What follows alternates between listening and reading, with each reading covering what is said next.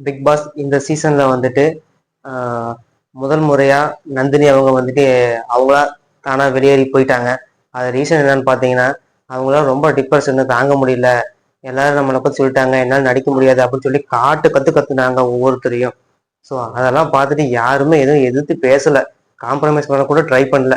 ஆஹ், பாரு வந்துட்டு கிட்ட போய் என்ன பண்ணாங்க, நீங்க தள்ளி நின்று அவங்கள பேச விடுங்க அப்படின்னு சொல்லி பேச விட்டாங்க. ஏன்னா அவங்களுக்கு சைட்ல அவ்வளோ டிப்ரெஷனு ஒரு ஏமாற்றமா என்ன காரணம், அவங்களால கண்ட்ரோல் பண்ண முடியல. 5 நாளைக்கு மேலே தாக்கு பிடிக்க முடியல. அவ்வளோ கத்திட்டு பிக் பாஸ் நான் வெளியே போறேன், பிக் பாஸ் சொல்லிட்டு போறேன் அப்படின்ட்டாங்க. சரின்னு பிக் பாஸ் கன்ஃபரன்ஸ் ரூம்ல கூட்டிட்டு போயிட்டு அவங்க கேட்டப்போ நீங்க பிக் பாஸ் தெளிவா கேட்டாரு, நீங்க என்ன காரணம் அதை சொல்லுங்க அப்படின்ற ஒரு ஒரே விஷயம் படிச்சுன்னு சொல்லிட்டாங்க.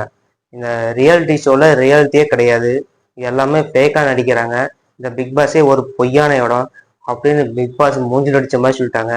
ஏன்னா முன்னாடி வந்துட்டு கண்டஸ்டன் கிட்ட ஒரு டீ பேசிட்டு இருக்கும்போது சில பேட் வேர்ட்ஸ் அதை ஹைட் பண்ணிட்டாங்க. ஸோ பிக் பாஸ் சுதாரிச்சிருப்பாரு, இதுக்கு மேலே விட்டா இது நம்மளே பேசி போடுவோம், இதை பேசாம வெளியே துரத்திடணும் அப்படின்னு சொல்லிட்டு அந்த பக்கம் ரூம் இருக்குமா, அந்த பக்கம் நீ அது வழியே வெளியே போயிடு அப்படின்ட்டாரு. அவரும் அப்படிங்கிற மாதிரி கிளம்பி போயிடுச்சு.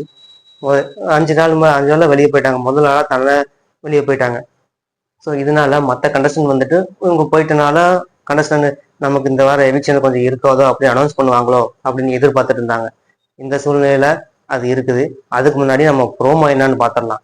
ஸோ இந்த வாரம் ஏன்னா விஜய் சேதுபதி இந்த சீசன்ல மொதல் டைமு ஃபர்ஸ்ட் வீக்கு கண்டஸ்டன் கிட்ட பேச போறாரு. இதுல வந்துட்டு அவர் எப்படி நடந்துக்குவாரு அப்படின்னு ஃபர்ஸ்ட் ப்ரோமோ பார்த்தாலே தெரிஞ்சிருக்கும். ரொம்ப ஹார்ஷா நடந்துக்கிட்டாரு, கொஞ்சம் ஸ்ட்ரிக்டா. கொஞ்சம் முன்னாடி எல்லாம் கொஞ்சம் நல்லா ஜாலியாக இருந்துச்சு, பேசுற மாதிரி இல்லாம ஸ்ட்ரைட்டா நேராக பேசுற மாதிரி சொல்லியிருந்தாங்க. அதுதான் நல்லதும் கூட. அது என்னன்னு ஃபர்ஸ்ட் பார்த்துடலாம்.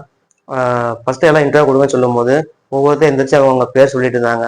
ஸோ அதில் வந்துட்டு ஆதரவை மட்டும் உட்காந்துட்டு அவங்க பேர் சொன்னாங்க. அதில் என்ன பழக்கம் இது அப்படிங்கிற மாதிரி அவரு கேட்க, நான் எப்பவும் போல நார்மலாக தானே சொன்னேன் அப்படின்னு. இது நார்மலா இல்லை, ஒழுங்கணும் இங்கே எப்படி வேணா அர்த்தம், அந்த மாதிரியான இடம் அது இல்லை, இதுக்குன்னு ஒரு நடைமுறை இருக்குது, ஒழுக்கன்னு ஒன்று இருக்குது அப்படின்னு சொன்னப்போ ஓ அப்படின்னுச்சு. ஓகே அப்படின்னுச்சு.